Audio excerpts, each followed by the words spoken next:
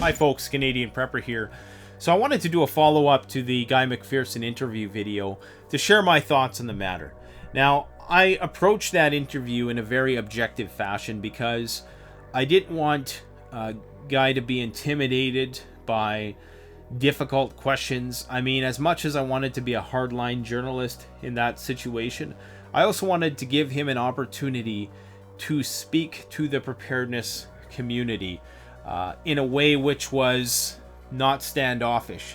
While I don't necessarily 100% agree with him, even though I think that there's a possibility that what he's saying could happen, I mean, it makes sense that if there is this runaway climate change thing, then a few bad growing seasons, and yeah, mankind, that could quickly cascade into a very disastrous scenario on a global scale.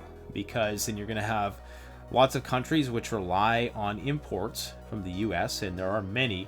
The United States is the breadbasket not only of itself but of the world, and if that was ever compromised, there would be disaster the world over.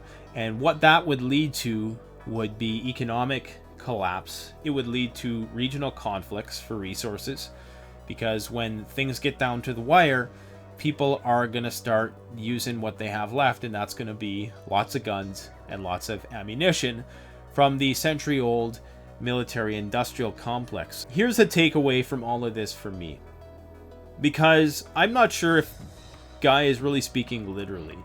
Maybe he is. If he is, he is. But it's my suspicion that he may actually be speaking figuratively in a way so that people do take an interest in what he's talking about. Maybe he's exaggerating it tenfold, even, in order to draw attention to the issue. Now, some people made some comparisons to him and Jim Jones, which is just, it's a dumb comparison, because Jim Jones was a religious, suicidal nutcase who basically, took a bunch of people down to South America and they all drank the Kool-Aid, right? I don't know how many people. It was like 900 people or something. I'm not sure how many people actually perished in that horrible event. But a Guy is a scientist. He's an agnostic, for one, and I'm not saying that absolves him of being a cult leader, per se. But I don't get that vibe from him. As far as I know, he doesn't have a community of people who worship him or anything like that. He lives on a homestead. He gave up a good paying job as a professor to go and do that.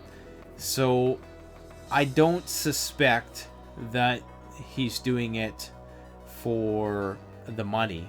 And maybe there's, as with everybody, there's a bit of ego with it. But, even that, we're all doing things for ego. If I was to be most optimistic in my appraisal of Guy Mcpherson, I would say that he's doing this to help draw attention to the issue, because he's aware that people respond, well to that sort of shock jockery. And I'm also not discounting the whole dystopian Agenda 21 idea. I think that that's clearly what they're doing. The tiny home movement, moving people into these megalopolises, as they're called now, and getting people into this post-industrial mindset where you don't have kids and you just play on the internet all day in your little cubicle in your little corner of the world where everything about you is monitored. I get that. I totally get that. And don't act as though what you have, this information you have, is esoteric. I mean, everybody has YouTube. Anybody can go on and type in climate change debunked, and it would bring up 50 different videos. But because we don't give that idea airplay, that's why I wanted to give it airplay on here, because we always talk about all the other potential apocalyptic scenarios. So why not represent that one? I know some people got rubbed a little bit the wrong way when he challenged people's cognitive function about their ability to not basically endorse the idea of anthropogenic climate change. And yeah, I thought that may have not won him some friends. That I bet you half of the dislikes are from people who were rubbed the wrong way by that comment. But again, it's information. It's up to you what you do with it. I'm not saying you have to believe it. I don't have any agenda on this channel. I would gladly bring somebody on the channel who had a more critical perspective, or perhaps even agreed with Guy on some things, but was a bit more modest in their predictions. I would gladly have somebody on like that. So if you know somebody who has some scientific background like Guy does, who perhaps would be willing to come on the channel, maybe they're familiar with the preparedness community, then sure, I'll bring them on. I have nothing to gain in the same way that Guy has nothing to gain by bringing him on here and making these videos. Really, it's just because it's a personal interest to me to hear that perspective. I like hearing perspectives which go against my own, because it forces me to really make sure that my arguments are sound, and also to know your enemy, you know. And I'm not saying he's my enemy. I'm just saying if you ever believe something or endorse an idea with a lot of fervor and commitment, then you darn sure better go and make sure you're up to date on what the counter arguments are to that, so you don't get caught with your pants down, so to speak.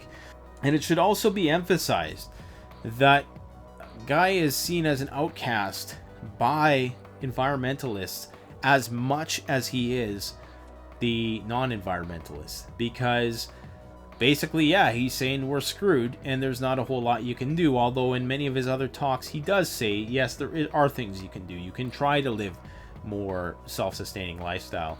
If the end is nigh and you have a choice to do something or not, his suggestion is you do something. So there's that.